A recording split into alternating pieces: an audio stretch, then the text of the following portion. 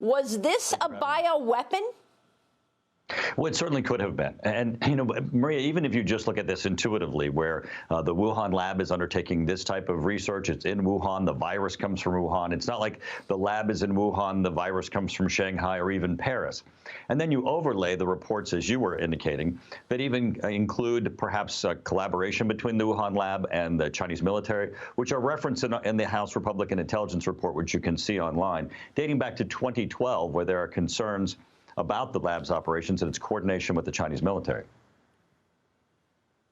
Let's go through that report. Tell me what strikes you most. I thought it was very interesting that you and your colleagues raised the fact of the activity around the Wuhan lab back in October 2019. And this is something that Tom Cotton raised with us a long time ago, the fact that there was no cell phone activity, no cars, nothing around the Wuhan virology lab in October 2019. They pretty much shut it down.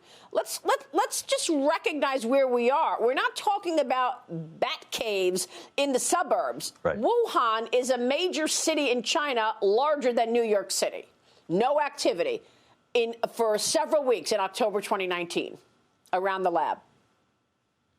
Right. So if you go to page 12 of the report, it lays out the concerns about the activities that are happening at Wuhan and then the occurrences at the lab right before the virus breaks out and goes worldwide, both for the lack of activity and reports of individuals becoming sick.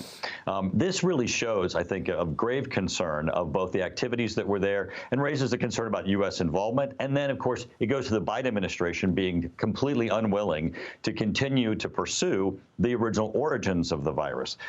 This is something that the Biden administration is now taking up because of the public outcry, because of the report that's coming from the Republicans in the House Intelligence Committee. But even so, the Biden administration has limited the review to a 90-day time period, indicating that either the Intelligence Committee already has the information and is not providing it, or they want to limit the scope of the review, which is still of grave concern.